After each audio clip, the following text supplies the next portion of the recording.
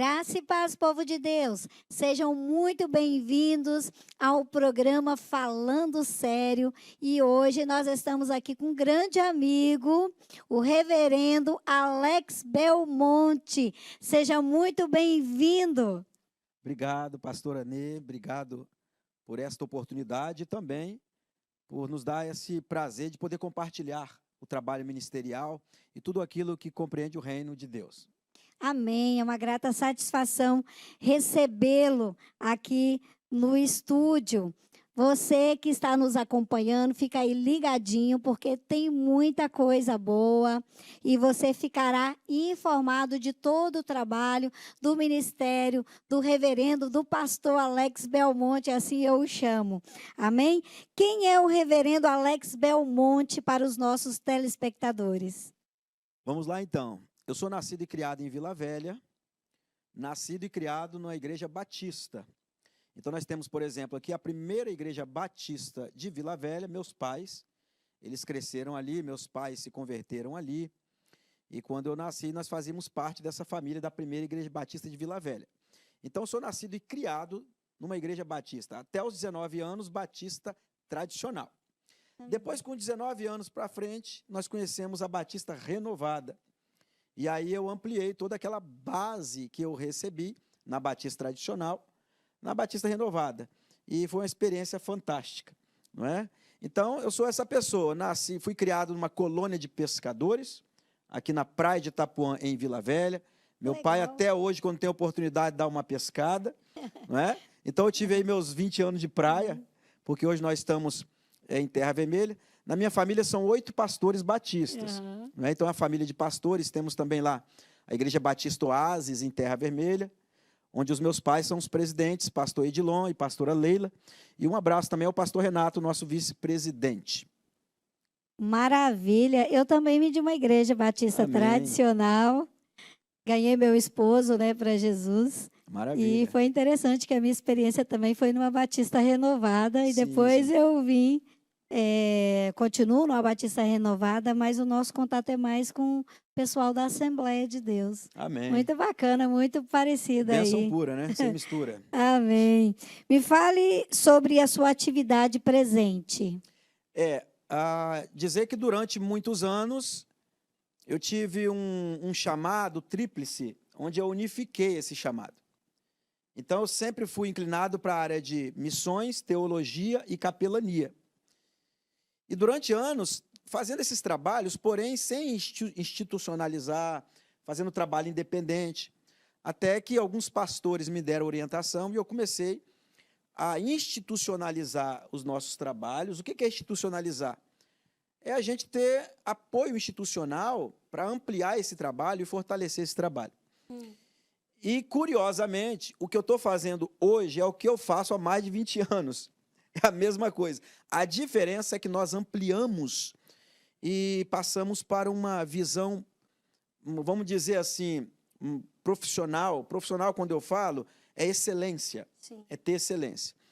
Então, hoje, eu sou presidente de uma agência de missões, que é a MIB, devidamente registrada, Agência de Missões do Brasil. Trabalhamos no campo da capelania prisional e hospitalar. E sou professor de teologia, não é? Mais de 20 anos dou aula de teologia. Porém, nós temos ainda um pequeno braço da psicanálise também, não é? Pastor Pedro lembra disso, que nós tivemos o prazer, em 2016, de estar ali no Setups, né? Em 2016, e aquilo não ficou parado. Ali eu comecei a desenvolver e depois vou até conversar com ele, tem até o desenvolvimento de uma tese no campo da psicanálise, que eu já apresentei para o meu presidente da Ordem dos Psicanalistas, e ele falou para segurar que realmente isso é inédito. Que maravilha. Então é isso, nós unificamos missões, teologia, psicanálise e capelania. Que maravilha. Fale um pouco sobre a sua veia missionária. Quais são os projetos que estão em andamento? Muito bem. Temos um diferencial, e isso até é importante. Deus passou a nos dar estratégia. Por quê? Se tem uma coisa que eu comecei a observar, pastora Nê, as pessoas fazendo sempre a mesma coisa. Então, quando há 15 anos atrás eu fui aqui em Aracruz fazer um trabalho indígena com a etnia Tupi-Guarani, ali eu percebi, 15 anos atrás, as pessoas iam, evangelizavam, aquela coisa toda. E há 10 anos atrás, com a etnia Pataxó, no sul da Bahia. Então, comecei a perceber que as pessoas elas estavam fazendo a mesma coisa e os desafios requeriam mais. Até que uma vez eu fui tentar entrar numa aldeia indígena e, infelizmente, a aldeia estava fechada, não poderia, tinha restrições. E os missionários também tiveram dificuldade. Então, Deus me deu uma estratégia, uma visão diferente, de formar turmas de teologia indígena, só de índios. Bacana. Só de índios. E aí nós começamos esse projeto, na etnia Pataxó, em formar turmas de teologia indígena. E aí eu até brinco, né? Agora pode fechar as aldeias que os teólogos estão lá dentro, são os próprios índios. No presídio fizemos a mesma coisa. Então fizemos a mesma coisa no presídio, ou seja, nós formamos turma de teologia e preparamos ali os próprios presos para desenvolver um trabalho de excelência no presídio. Então nós temos tanto o trabalho dos capelães que vão lá realizar o seu trabalho, como aqueles que nós formamos dentro do presídio, no campo e na esfera teológica. Então isso fez com que nós desenvolvêssemos o trabalho missionário, tanto em aldeia indígena, nos sertões, e principalmente, eu tive no Vale de Jequitinhonha, é um desafio enorme. Inclusive, fizemos uma lista dos grandes desafios hoje. E tem uma coisa curiosa, pastora Nê. Por exemplo, nós estamos tendo uma quantidade muito grande de imigrantes. E as pessoas talvez não perceberam. Aqui no Brasil, chegaram imigrantes onde os países são proibidos de pregar o evangelho. Então, qual a estratégia nós estamos trabalhando? Pregando o evangelho para essas pessoas. Ou seja, se eu não posso entrar naquele país, ele entra no meu, eu prego o evangelho para ele aqui. Então, esses são os desafios. Ciganos, temos nos aproximado de cigano. Então, trabalho indígena, trabalho nos sertões e também esse trabalho com imigrantes, com ciganos, com outras etnias diferentes, que o pessoal chama de minorias, a gente tem feito esse tipo de trabalho. E quantos missionários estão envolvidos nesse projeto, nesse trabalho, tanto com os índios como nos demais que você acabou de falar? A gente tem uma dificuldade em tentar separar. Por exemplo, eu tenho missionários que eles atuam tanto no campo, mas eles também amam capelania. Então, durante esses anos, é claro, nós formamos muitas pessoas. Mas hoje nós oferecemos para esses missionários uma certa independência, autonomia. É claro que ele tem um acompanhamento, para não prendermos ele em uma esfera única. Sim. Então, por exemplo, no trabalho indígena hoje, nós temos hoje cerca de 80 missionários espalhados. Que bênção! Aí, as pessoas talvez pensem bem assim, poxa vida, 80 missionários, é muita gente. Não, são 305 etnias indígenas. São 305 etnias. Não é? Então, o campo é muito grande. O campo é muito grande. Para a glória de Deus, nós já temos hoje a Bíblia em Guarani, não é? E vamos desenvolvendo pequenos trechos nas línguas nativas. Não é? Por exemplo, o Pataxó, nós temos o Pachorrã, que é a língua deles. Então, nesse campo missionário indígena, cerca de 80 missionários. Na capelania, nós perdemos a conta, porque a gente forma capelães, e muitas vezes capelães eles demoram a assumir a postura de capelães. É aquela pessoa que faz o curso, mas não faz nada. Né? E a gente fica monitorando. O irmão fez o curso só para ter o diploma. Né? E a gente joga ele na fogueira. Aí, quando a gente leva ele, por exemplo, num presídio, numa casa de recuperação, ou fazer um trabalho numa Cracolândia, aí pronto, aí se apaixona e vê realmente é aquilo. Então, no campo capelão, a gente não tem uma base de número de pessoas, porque às vezes se torna até rodízio, porque é um trabalho de missões urbanas, não é, que envolve tanto as igrejas como os profissionais. Você consegue fazer uma diferença entre o capelão e o missionário para as pessoas que estão nos assistindo? Sim, sim, com certeza. O capelão hoje ele é uma figura muito vista para missões urbanas. Porque hoje nós temos, por exemplo, o capelão prisional, o capelão hospitalar, capelão empresarial, o capelão esportivo, que eu já atuei, o capelão escolar, que eu também já atuei. Atuei na capelania escolar em Pedro Canário. E no esporte, eu peguei algumas semanas de palestras no time do Rio Branco, em 2003, aqui no Espírito Santo. Então, o capelão está muito envolvido nas missões urbanas. Já o missionário, ele se desloca um pouco mais. Por exemplo, tem aquele missionário que ele abraça mais o interior, aquele missionário que vai para o sertão, não é? Então, a diferença, a base da diferença é exatamente isso. Porém, aquilo que eu falei para a pastora, eu tenho um missionário que é apaixonado por capelania, então ele vai para o campo missionário, e lá ele é tanto missionário transcultural, como capelão daquela aldeia indígena, do quilombola, não é? Ou daquele grupo de outra etnia cigana. Então, a gente tem essa bênção de ter também missionários que abraçam a capelania. É importante, pastora, deixar claro para as pessoas. Não se engane e falar bem assim, fulano tal nasceu para ser missionário e pronto. Não. Eu conheço missionários que eles têm um ministério além disso. Não são só missionários que estão apenas no campo. E eu sou um exemplo disso. Eu não fiquei preso apenas à teologia ou a missões distantes, não. Eu abracei missões, capelania, teologia. Aí fala, como que concilia isso? Eu estava brincando até com o pastor Pedro, que alguém uma vez me perguntou, o que você faz? Eu falei, bom, de manhã eu sou psicanalista, à tarde eu sou capelão, à noite eu sou professor de teologia. Então, não tem dificuldade, porque eu unifiquei. A gente unifica. Por exemplo, temos uma casa de recuperação em Guarapari. A casa de recuperação é o quê? É tanto um trabalho missionário, capelão, de assistente social, envolve tudo. Não é? Por quê? É tirar as pessoas do submundo das drogas. Então, todos podem fazer isso, tanto o missionário, como o capelão, como o teólogo. Pastor Pedro sabe disso, muitos teólogos, eles são teólogos que estão dentro do escritório e debatendo temas teológicos, e ninguém cumpre o ID. Então, teologia na prática, né? O aluno uma vez me ligou, professor, eu preciso falar com o senhor, posso ir na sua casa? Eu falei, meu filho, eu estou no sertão. O que o senhor está fazendo aí? Ué, ele me perguntou o que eu estava fazendo. Ele achou que era uma visão de um teólogo que estivesse em casa, né? Lendo a Bíblia parado. Então, tem esses detalhes também. Que bacana esse trabalho que é feito. E como que as pessoas podem fazer para entrar em contato, para ter esse conhecimento? Olha, eu quero estar ativo nessa obra missionária.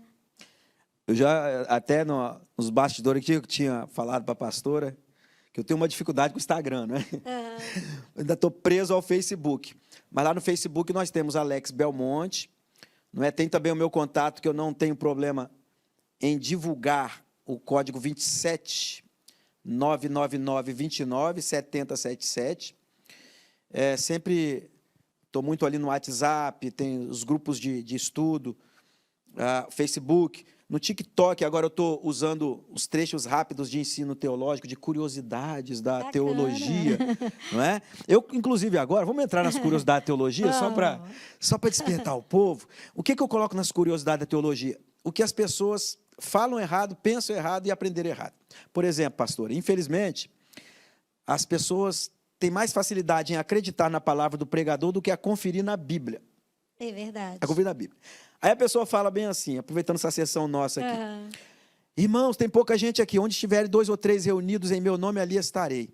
Mas o versículo não está falando disso. É porque a pessoa não leu o contexto. O versículo está dizendo o seguinte, está lá em Mateus 18. Se o teu irmão pecar contra você, vai até ele, conserta entre você e seu irmão. Mas se ele não quiser, leva 1 ou 2 testemunhas. Porque pela boca de 2 ou 3 testemunhas, toda a palavra seja confirmada. Porque onde tiver 2 ou 3 reunidos em meu nome, ali eu estarei. 2 ou 3 reunidos ali não é para cultuar, não, é para julgar o irmão que está lá em rebeldia. Deu para entender? Entendi. A pessoa fala bem assim, porque o diabo veio matar, roubar e destruir, conforme João 10:10. Não, João 10:10 não é o diabo ali. Por exemplo, o diabo veio matar, roubar e destruir. Não, é o ladrão. Mas o ladrão ali não é o diabo? Não é, não. O ladrão ali é o falso pastor, que o versículo seguinte diz, esse é o mercenário, que vê o lobo vir. O falso pastor. Aí o lobo arrebata a ovelha e o pastor foge. O diabo, nesse texto de João 10:10, é o lobo. O falso pastor é o ladrão que vem matar, roubar e destruir. Não é? Outro fala bem assim, Elias subiu numa carruagem de fogo. Nunca Elias experimentou uma carruagem de fogo, não subiu não. Foi no redemoinho. Foi no redemoinho. Outro fala, Isaías fala bem assim, um ajudou ao outro e ao seu companheiro disse, esforça-te. Que versículo lindo, né? Já até preguei em congresso. Pois é, mas um ajudou ao outro, conforme Isaías, e ao seu companheiro disse, esforça-te, é para construir ídolos. É para construir ídolos. Miriam, quando colocou Moisés, não jogou Moisés no rio Nilo. Colocou ele à margem do rio e ficou parado lá. Então a gente vê nos filmes Moisés viajando. Então são essas curiosidades que eu coloco no TikTok. Muito legal. É interessante essa questão da pessoa ouvir uma mensagem. Hoje está tendo muito coach, né? Olha aí, ó. Nos púlpitos. Sim. Não sou contra, é uma ferramenta que para trabalho, Sim. né, é muito boa. Muitas pessoas que eu conheço fizeram, né, e desenvolveram bastante no seu trabalho. Mas teve uma vez que nós ouvimos um pregador que um jovem nos procurou e falou assim, pastora, você entendeu Olha aí, ó. o que o pregador falou? Porque eu não entendi nada. Aí o pastor falou, é porque ele não falou nada mesmo. Tá certo. Então, ou seja, quando vai pregar a palavra de Deus, a gente precisa realmente conferir todo o contexto, porque às vezes pega um versículo isolado e isso traz uma dificuldade, porque a pessoa escuta isso e ela continua repetindo de forma errada para os demais. Já lembrei de outro aqui, parábola do trigo e do joio e do trigo. Que aí Jesus vai explicando, e aí todo mundo acha, até hoje as pessoas acham, que o joio cresce no meio do trigo na igreja. Mas não, a parábola está dizendo bem assim, o campo é o mundo. O campo é o mundo. Então, na parábola ali, joio e trigo crescendo é no mundo e não dentro da igreja. Então, se tiver joio no meio da igreja, pode mandar embora, porque não existe joio no meio da igreja. Então, o joio crescendo junto com o trigo é no mundo, porque ali Deus ia lançar o juízo e ia atingir também o seu povo que está. Não, deixa que no dia a gente separa, né? O joio do trigo. Mas o joio do trigo lá no mundo, a igreja está no mundo e não dentro da igreja.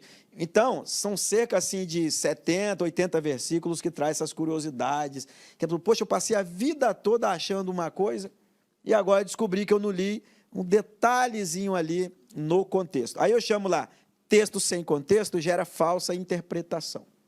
Muito bom, isso é bom para que nós possamos, né, estar estudando a palavra e conferindo tudo aquilo que a gente escuta, né? Sim, sim. Eu recebi uma jovem aqui na semana passada e ela está fazendo faculdade lá na UFES e tudo, e ela falou que ela estava na igreja e eles fizeram um desafio com os jovens de ler a Bíblia toda em 150 dias.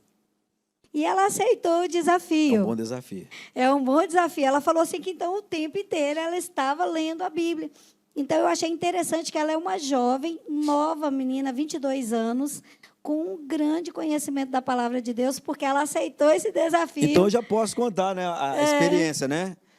Como eu falei no início, eu sou de uma geração de adolescentes da Igreja Batista que dificilmente se encontrava um adolescente que não tinha lido a Bíblia toda.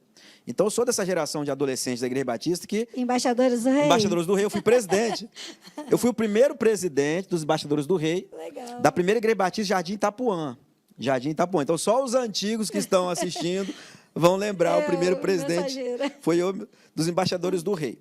E eu me lembro que, com 14 anos de idade, eu li a Bíblia toda, a primeira vez. E o que me encantou?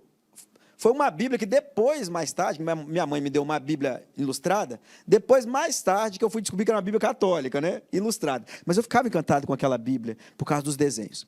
Aí houve o desafio nos juniores e adolescentes para a gente ler a Bíblia toda. E li a Bíblia toda. Depois fui lendo, ou seja, resumindo, eu li a Bíblia toda 14 vezes. Glória a Deus. 14 vezes. Só que eu fico envergonhado quando eu encontro alguns irmãos da antiga, que eles leram 30. Então, você que está achando que 14 é muito, os que começaram comigo leram 30 vezes.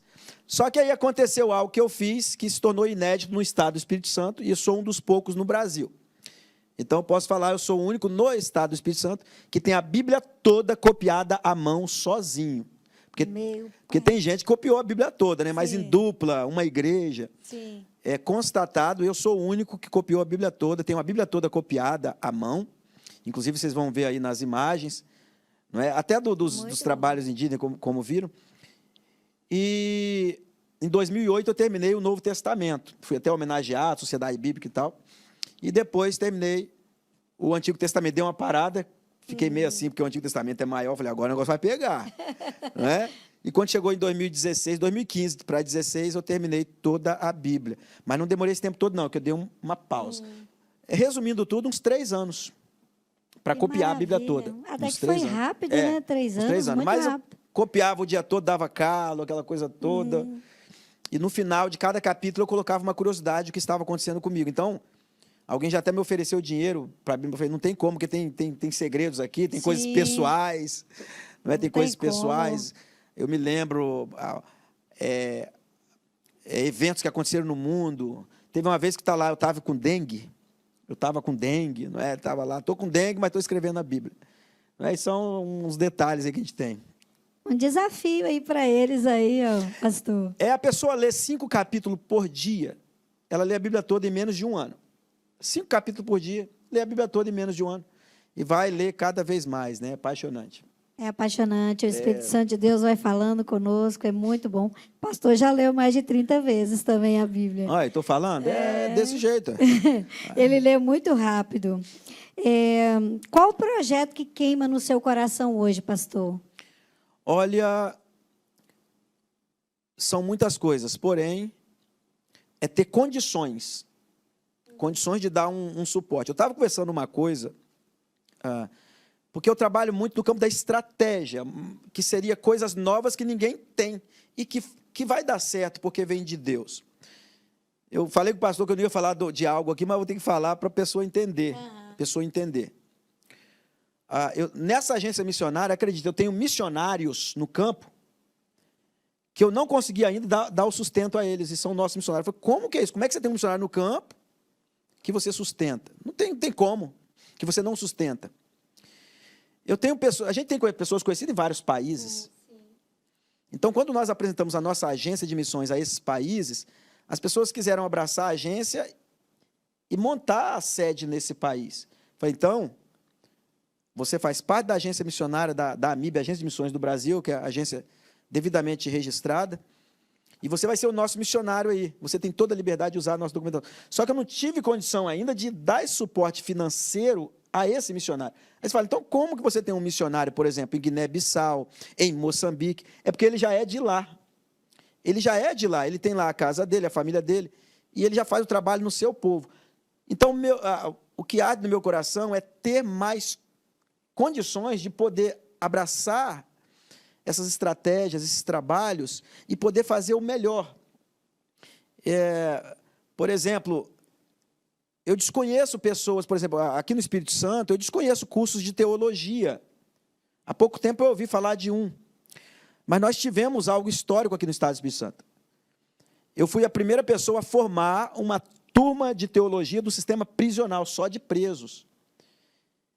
E que bom seria se toda unidade tivesse um curso de teologia. Verdade. Porque o preso, ele tem, o privado de liberdade, costuma dizer, ele tem um perfil.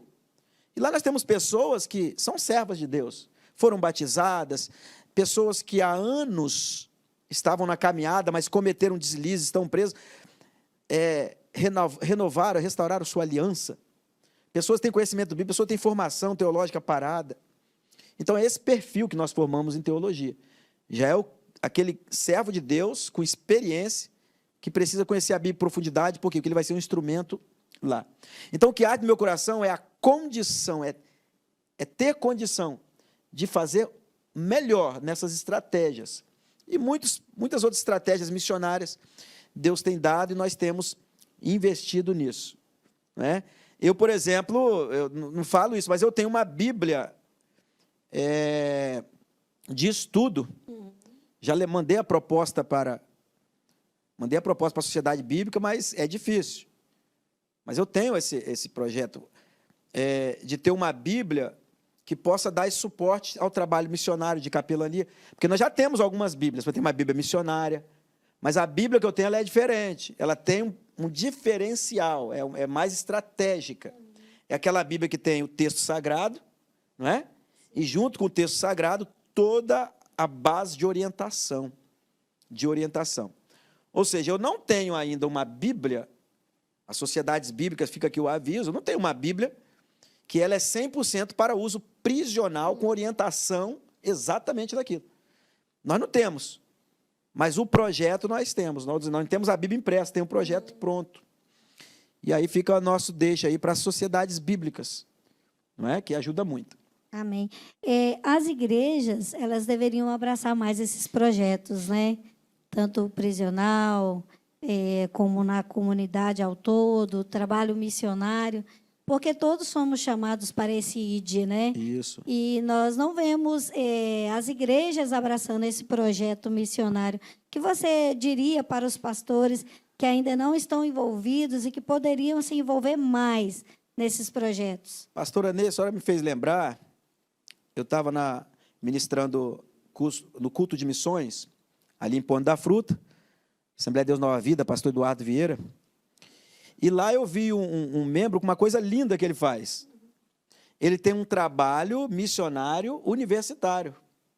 Ah, sim, recebemos um jovem aqui que então, falou sobre esse projeto. Ele tem um trabalho universitário. E a igreja abraçou isso, e tem abraçado, e ele vai ampliar isso. Eu fiquei apaixonado aquilo porque mexe com a gente. E aí conheci ele mostrou lá no telão e tudo, eu gostei muito, até na UFES tem.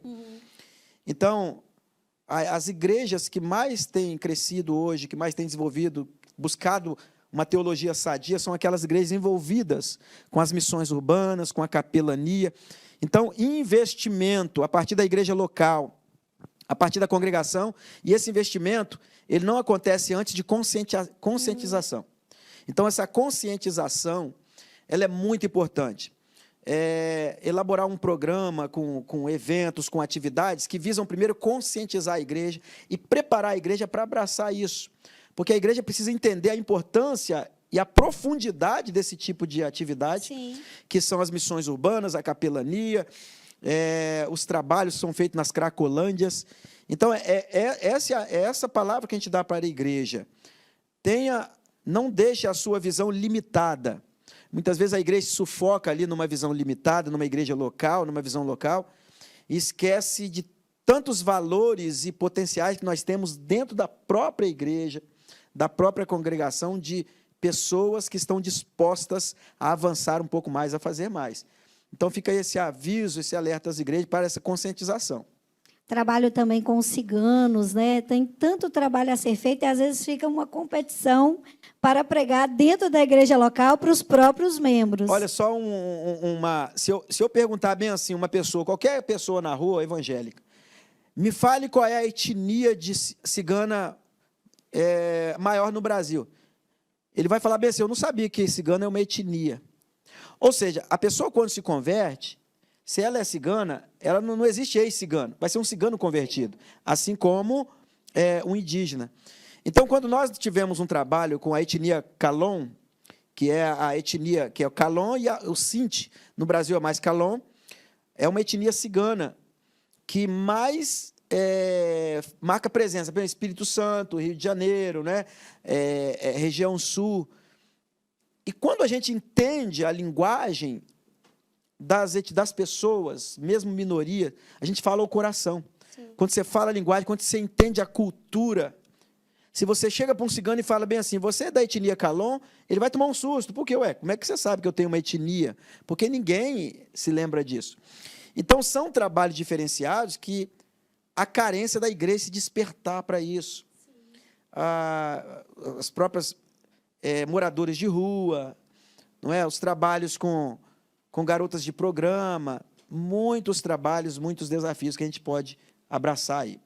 Olha só, pastor, qual o projeto que queima no seu coração para o futuro? Diante de tudo que você falou, desse trabalho, de que as igrejas, nós como povo de Deus, deveríamos estar mais envolvidos em ganhar vidas, né? Evangelizar essas vidas que ainda não ouviram falar do Senhor. O que queima no seu coração para o futuro? Uma coisa que eu desejo ver, pastor Pedro, ele conhece nossa jornada teológica, e nós mudamos muita coisa na formação teológica. Mas uma coisa que eu descobri uma coisa que até me chamaram a minha atenção. Mais uma estratégia, chamaram minha atenção. Eu comecei capelania em 1993, década de 90, que eu fui conhecer, e na época, vou falar para os antigos, o pessoal lembrar, na época, vou lembrar aqui, a Rádio Novo Tempo, uma rádio adventista, ela estava inaugurando, ela inaugurou em 1991, 91, inaugurando a Rádio Novo Tempo em Vitória. E aí tinha um programa onde você mandava carta, chamado Amigo do Coração, mandava carta e tudo. Aí recebi uma carta de um presídio de Maruípe, em 1993, de um presidiário. E eu nunca tinha entrado no presídio e nem sabia que tinha presídio militar. Eu achava que era tudo junto, não pode não, é separado. Então, aí fui lá. Eu fui. Conheci aquele trabalho de capelania militar, pronto, em 1993. O que eu fiz? A primeira coisa que eu fiz de anos para cá? Incluí na grade de teologia a capelania. Então, já melhorei. Porque pode olhar as grades do curso teológico, não tem capelania. A pessoa, qual é o meu sonho, que é pastor? O que arde no meu coração futuro? O que eu sonho? Duas coisas. Que a nossa formação teológica ela seja completa, é a primeira coisa, e que ela tenha o seu valor prático. O que me chamaram a atenção? Que eu descobri que eu era o único que fazia, até quase me desanimei. Eu sou o único que forma o capelão e acompanha ele no estágio. Curso de capelania não faz isso. O que é? Meu irmão, você vai fazer capelania com a gente aqui, é uma semana de curso, e você vai no hospital tal, já estão te esperando, e você vai no presídio tal, e nós vamos acompanhar você. A gente monta o grupo, tudo de alunos. Manda lá os ofícios necessários para as unidades, e aí esses alunos vão fazer o estágio. Eu vi isso na missiologia. Ótimo, missiologia. Fez missiologia, geralmente curso 9 meses, vá para o campo missionário. Só precisa aumentar um pouco o tempo, porque ele só passa um fim de semana, tem que segurar ele mais lá. Então, meu desejo, o que eu mais sonho é isso, é que a formação teológica ela tenha um valor prático extremamente visível e relevante, para que a pessoa, quando for fazer um curso de teologia, ela saia com uma visão ampla, não saia apenas um acadêmico. Nós temos uma teologia que ela é realmente acadêmica, sim, e ela é importante na formação da pessoa. Ela é acadêmica. Só que nós precisamos de, junto a essa teologia acadêmica, nós formarmos esse teólogo já pronto, já entendendo até lá o chamado dele. Para isso ele precisa de prática, ele precisa sentir na pele, ele precisa ir no campo missionário, ele precisa visitar uma aldeia indígena, ele precisa fazer um estágio, ele precisa se envolver. Então o maior desejo é isso, que a nossa grade teológica ela tenha tudo isso e ela tenha uma questão prática. Agora, olha uma coisa também que só eu faço. Pastor Pedro pode falar, né? Deixa eu falar ainda. Só eu faço. Quando eu falo, não, só tem eu. Nós temos curso de pregadores. E tem muitos cursos de pregadores aí. Só que eu sou o único que, quando a pessoa, antes de terminar o curso, eu agendo ela para pregar nas igrejas. Então, eu tive uma turma de 30 alunos. Eu tive 30 alunos. Peguei o nome de cada um. Ó, no meio do curso, vou agendar vocês para as igrejas dos pastores que eu conheço. E só esse pastor vai ficar sabendo que você está no curso de pregador. E aí tinha gente correndo, falei, então quem for correr, você vai ter que pregar aqui. Então, é muito interessante, muito empolgante. Na prática. Muito empolgante. Eu dou aula de história das religiões. Antigamente falava seita e heresias. Sim. É outra coisa que eu faço. Então, eu pegava, assim, por exemplo, uns 20 alunos, separava em grupos. Ó, você vai visitar essa seita, você vai visitar esses segmentos. Eles iam lá dentro. Você está brincando? Não, pode ficar tranquilo. Vocês vão conhecer o que é esse movimento. Aí chegava lá, ouvi um monte de heresia. O negócio é sério mesmo. Falei, pois é, porque você sentou lá. Não é? Ou seja, eu falo bem assim, ó, não adianta você falar mal do espiritismo antes de ler o Evangelho segundo o Espiritismo, para você saber o que realmente se prega. Para você não ficar com achismo. Aí, quando eu desafio a pessoa vai lá, pega o Evangelho segundo o Espiritismo de Allan Kardec, quando ela lê, ela fortalece a apologética. Aí acabou. Então, aí o espírita vai ter que segurar, porque a pessoa leu aquilo que ele leu. Ela leu. Ela não está falando de coisa que aprendeu no seminário. Não, eu estou falando que eu li, aqui está errado, eu li, isso aqui está errado. Então, o meu sonho é trabalhar tudo e jogar na prática. Muito bom, deveria ter até mais horas do dia. Fale para nós um testemunho assim, impactante desse trabalho. Eu sei que deve ter vários, mas algo que marcou a sua vida através desse trabalho que é feito no campo, com missionários, com capelães? De fato, tem muitos. Mas deixa eu lembrar de uma aldeia indígena. Para quem não sabe, em muitas aldeias indígenas tem a pagelança, né? Tem os rituais, e dentro dos rituais, muita curiosidade até com a Bíblia. Até com a Bíblia. Eu lembro que eu tive uma vez aqui numa aldeia aqui no Espírito Santo e eu vi um garoto no meio de um monte de cachorro, garoto isolado lá, né? Pô, que garoto tá fazendo no meio dos cachorros lá? Não, aquele garoto tá... Aí o índio falou, aquele garoto tá doente. E ali é um ritual, a doença vai sair dele e vai entrar nos cachorros.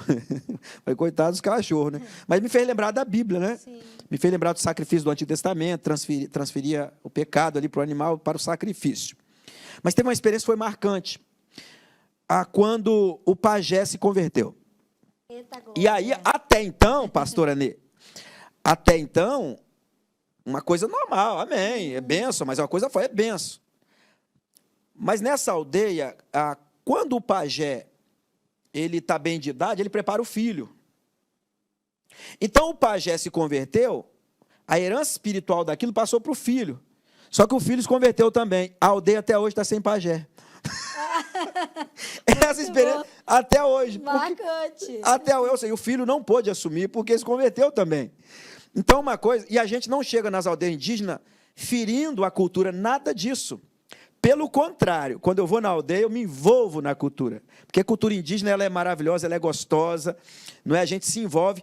E aí, quando entra no campo espiritual, a gente identifica. Porque não se perde aquela espiritualidade. Mostra o que está superior àquilo. Então, aquele indígena que ele é dedicado aos rituais espirituais, ele não vai perder aquilo. Aí fala, mas Alex, você tem que pregar a verdade. Exatamente isso. Ele vai pegar aquilo e vai ampliar aquilo, ele vai mostrar, ó, Deus está acima disso tudo, tem algo maior do que isso para você. Não é possível, tem maior que isso. E aí, quando ele conhece o Evangelho, quando ele conhece, ele falou, realmente é superior. E aí ele tem uma experiência espiritual. Então, a gente se envolve quando a gente gosta da cultura e mostra ali o Evangelho, né? Que liberta o homem, o Evangelho que abre a visão. E muitas outras experiências. Por exemplo, eu posso falar aqui, não é? Nós temos ali em Cumuruxatiba, em Cumuruxatiba, na aldeia Pequi, nós temos lá o Arnam Pataxó, que hoje ele foi cacique e hoje ele é diácono da igreja. Então, posso mencionar o nome dele. É um diácono da igreja. Nós temos outros lá também, líderes indígenas, que são presbíteros na igreja. Então, são esse tipo de testemunho. Eu estava vindo para cá, contando para um rapaz, um testemunho da Casa de Recuperação. Na Casa de Recuperação também a gente tem muito testemunho. De pessoas que se entregaram à polícia. Olha só, a pessoa cometeu um crime, foi tentar se esconder dentro da Casa de Recuperação, porque existe isso. A gente fala porque acontece isso. A pessoa comete um crime, vai para a Casa de Recuperação se esconder. Só que chegou lá, o que ela encontrou? Encontrou a gente com terapia, não é? Encontrou lá com aconselhamento. E esta pessoa, ela entrou num aconselhamento pastoral, numa cura interior, numa sessão de cura interior, que ela confessou para mim o crime. E ela foi se entregar. Ou seja, nós levamos ela a esse arrependimento, levamos ela a buscar a nova experiência com Deus, e aquilo foi tomando ela de uma forma tão tremenda que ela teve que confessar. Olha, quem está preso é outra pessoa, eu cometi, e aí arrumamos o advogado e essa pessoa foi se entregar. Ou seja, são experiências verdadeiras, reais, que acontecem. Que muito vale, gratificante, é isso, né? que nos mantém, né, no desejo de crescer mais. Por quê? Porque a luta é grande. As condições financeiras não são boas, a gente tem essa luta, mas quando tem a certeza do chamado, quando essas coisas acontecem, não é? Aí é tremendo, Deus é maravilhoso. Maravilhoso, testemunhos impactantes. Fale um pouquinho sobre o seu histórico na área teológica. Amém, amém. Eu quero aqui lembrar da Convenção Batista Nacional, porque em 1996... eu fui consagrado evangelista pelo pastor José Antônio Bonella, na Igreja Batista Peniel, em Jardim Azteca. Não é? Pastor Bonella, tá lá no TikTok, os 12 pastores da minha vida. Está lá. E as pessoas tiveram muitos pastores, mas eu tive 12. Então, aqui, lá no TikTok, depois vou lembrar de alguns aqui, os 12 pastores da minha vida. E eu começo exatamente com meus pais. Criado, pastora da Igreja Batista, lembra? Culto doméstico. Sim. Culto doméstico, aprendia, eu sabia de cor, ainda sei alguns de cor, mais de 300 hinos do cantor cristão batista, né? Assim como o assembleano na harpa, eu gosto quando o assembleano fala, ele canta, né, de cor os hinos da harpa. Então, em 1996, o pastor Bonella, vendo o meu trabalho, aquilo tudo, falou assim, menino precisa se formar em teologia. E aí ele me manda para um curso chamado Jornada Teológica, da Convenção Batista Nacional do Espírito Santo, em 1996. Esse curso era um curso de 3 anos. E eu só tive um professor quadrangular, que não fosse batista, foi do quadrangular, pastor Rui, tempo que eu não vejo ele, os pastores, todos teólogos batistas. E ali eu me encantei e falei, eu não posso parar por aqui. E depois eu fui fazendo o bacharel, fiz um mestrado livre, e depois fui para São Paulo defender uma tese de doutorado. Só que é uma outra história, e eu vou contar um trecho aqui, só para os irmãos terem uma ideia. Eu fui para São Paulo defender uma tese de doutorado, fui num caminhão de mamão, ali na cabine, porque não tinha condição financeira para pagar uma passagem de ônibus.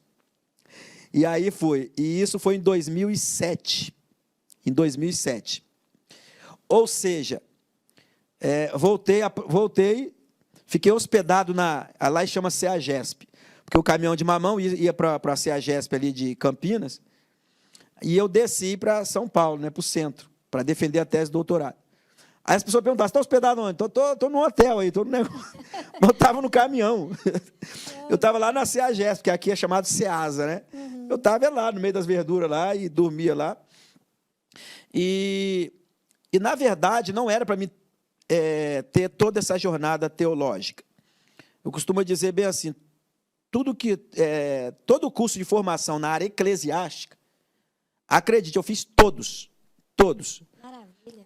Todos, ou seja, não era para mim estar nessa direção, mas eu comecei a ver assim, muita deficiência. Não era para mim, eu não precisava fazer capelania, porque eu já estava envolvido com o presídio de Maruípe na década de 90, estava bem, não precisava fazer curso, porque eu já tinha noção ali. Só que comecei a ver coisas erradas. Falei, tem que fazer curso e começar a ensinar. Não é? Fiz curso de juizado de paz.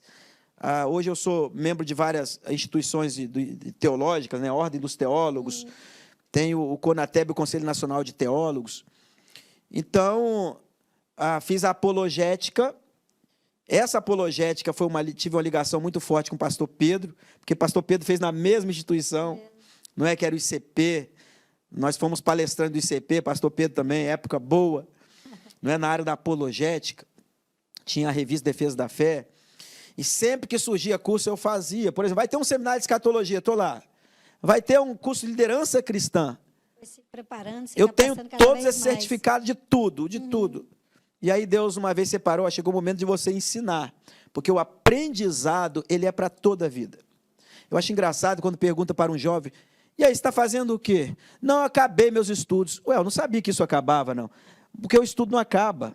A pessoa termina o ensino médio, diz que acabou os estudos. Não, não tem faculdade, não. Não tem mestrado, não tem doutorado, uma pós. Ou seja, até quando você se forma, o advogado se forma, ele continua estudando, porque as leis vão ampliando, coisas vão mudando. O médico. Então, por mais que nós estejamos ensinando, ministrando para ensinar, o aprendizado nunca saiu. Ou seja, eu dou aula de teologia tem mais de 20 anos, uns 24 anos. Mas estou sempre estudando. Então, esta é a nossa jornada acadêmica, jornada teológica, não é, de muitos cursos, preparo e também na prática. Eu acho muito interessante como que o professor ele gosta de ensinar, ele tem esse prazer, né, de ver o seu aluno crescendo, né? E quanto mais ensina, mais ele aprende com o próprio aluno. Exatamente. 2 coisas que eu aprendi, uma delas é que o professor aprende mais quando ele está ensinando, e a outra coisa que eu busquei desenvolver é aquilo que eu gostaria, ou a forma que eu gostaria que os meus professores tivessem feito. Por quê? Foram excelentes, foram os melhores. Mas uma coisa que eu sempre queria era aquela curiosidade, aquela coisa, né, da língua hebraica, do grego, não é? Coisa que eu sentia falta aquela coisa que mexia. Então, qual é o propósito que eu fiz? Quem foi meu aluno, quem estudou comigo sabe. Ó, se prepare, cada aula vai ser espantos. Serão espantos, melhor dizendo. Mas que espanto? Espanto da grandeza, da profundidade bíblica, da interpretação. Então, eu queria sempre assim, ter aula que eu não pudesse respirar. E que eu estivesse tomando susto a todo momento. Eu falei, meu Deus, isso é grande demais, isso é tremendo. E aí nós passamos a desenvolver dessa forma. É dessa forma que eu quero. Eu quero uma capelania assim, eu quero uma missões assim. E tem sido maravilhoso essa experiência. Ai, que bom. Tudo na prática ainda se torna melhor. Pastor, como nossos seguidores podem cooperar com o seu ministério? As pessoas que estão nos assistindo, que desejam cooperar, que desejam fazer parte, pode deixar o seu contato. Você já falou das redes sociais, mas repetir as redes sociais, o seu telefone, para que as pessoas que estão nos assistindo possam, né, entrar em contato contigo. 5 anos para cá, nós estruturamos uma agência missionária, só que ela precisava ser registrada. Registramos ela ano passado. Mas eu não sabia que depois do registro a coisa ia tomar a forma, ia crescer mais ainda. Por exemplo, aqui no Espírito Santo é a nossa sede nacional. Só que nós não temos fisicamente a sede nacional. Aí quando eu vou para a Bahia, os baianos construíram uma sede. O Rio de Janeiro construiu, ou seja, nós abrimos filiais em vários estados do Brasil. Eles têm até as sedes próprias e nós aqui no Espírito Santo não temos.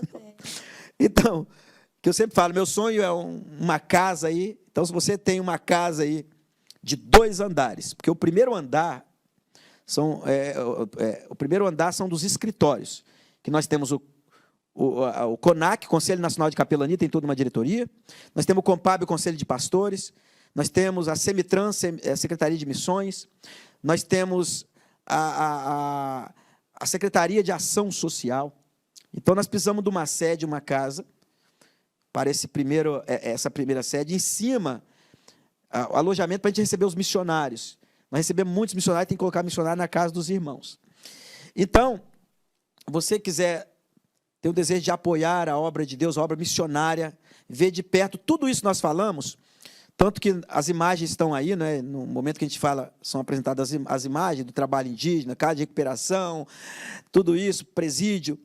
Então, mais uma vez, vou colocar aqui o nosso contato do WhatsApp, o código é 2799939, né? 297077. Mas se você for no Facebook colocar Alex Belmonte, vai aparecer só uns 3 lá. Não é? Alex Belmonte. Então, você vai nos encontrar no Facebook, Alex Belmonte. Só estou com um problema no Facebook, que eu sou incomodado para abrir vários Facebooks. Então, eu só tenho um. Então, quando está chegando a 5 mil, eu vou excluindo. E eu vou ter que fazer outro, porque já cansei de excluir para... Chega sempre a 5 mil. Não é? Mas tem aí o TikTok, aí você pode ali nos encontrar. No Google, se a pessoa for no Google e digitar também Alex Belmonte, vai aparecer um monte. No Google aparece um monte. Mas você vai me identificar lá, eu estou no meio, porque são vários artigos, aquela coisa toda. Não é? Então, fica aí o nosso contato para receber aí esse apoio e também para você fazer essas viagens conosco, viagem na aldeia indígena, Vaz de Quitionha, não é? Os trabalhos de capelania, e aí vai. Maravilha. Pode repetir novamente o telefone? Isso, código 27 999 29 7077. Amém. Foi um prazer recebê-lo aqui Enorme. no estúdio. Espero que volte mais vezes e que você possa entrar em contato, você que é empresário, você que deseja fazer um curso, se capacitar, porque muitas vezes nós também ficamos tão cheios que não tem como Deus colocar mais nada. Eu preciso falar, eu preciso falar daquilo que Deus já derramou sobre mim, né? Verdade. A unção que nós carregamos, nós precisamos também levar para os demais, né, pastor? É verdade. Muita gente acaba guardando para si, né? E o amor de Deus, ele é tão grande que não dá para ficar guardado só para nós. Me lembra, terminando já, me lembra uma pregação, eu ministrei, eu cheguei e falei bem assim, abram vossas Bíblias no mapa. Eu nunca vi ninguém pregar no mapa, né? Pois eu preguei. Abra a sua Bíblia no mapa de Israel. Aí, tinha gente que não tinha mapa na Bíblia, procurei. Eu preguei em cima do mapa. Falei, olha em cima o Mar da Galileia. Ele deságua e vai formando o Rio Jordão. O Rio Jordão deságua no Mar Morto. Só que o Mar Morto não deságua em lugar nenhum. Então ele está morto, porque ele só recebe. Só recebe. É aquilo que a pastora falou. Então tem gente que só fica enchendo, Só recebendo, recebendo. vai morrer. Vai ficar igual o Mar Morto, só recebe, nunca se doa. Precisa doar, É né? isso aí. Porque às vezes vai no congresso aqui, vai no congresso ali, está sempre sendo cheio, mas nunca fala desse amor Nunca se para as entrega. pessoas que estão sedentas, que verdade. precisam ouvir desse evangelho, né? Do Senhor Jesus. Então, se você é um empresário, você será grandemente abençoado. Se você colaborar, né? Ser um cooperador dessa obra missionária, desse trabalho tão lindo que está sendo realizado. Pastor, mais uma vez, é muito bom recebê-lo, uma grata agradeço. satisfação. Que Deus continue abençoando a sua vida, alargando as fronteiras Amém. e abençoando cada vez mais esse lindo trabalho. Obrigado, pastora, e parabéns por esse trabalho. O estúdio aqui é fantástico. Fiquei encantado aqui, porque eu já tive em vários estúdios, não é? TV aberta. Mas desse aqui eu nunca vi, não. É bênção de Deus. Parabéns, Deus abençoe, muito obrigado. Abraço ao pastor Pedro. Amém, amém. Um forte abraço para todos vocês e até o próximo programa Falando Sério.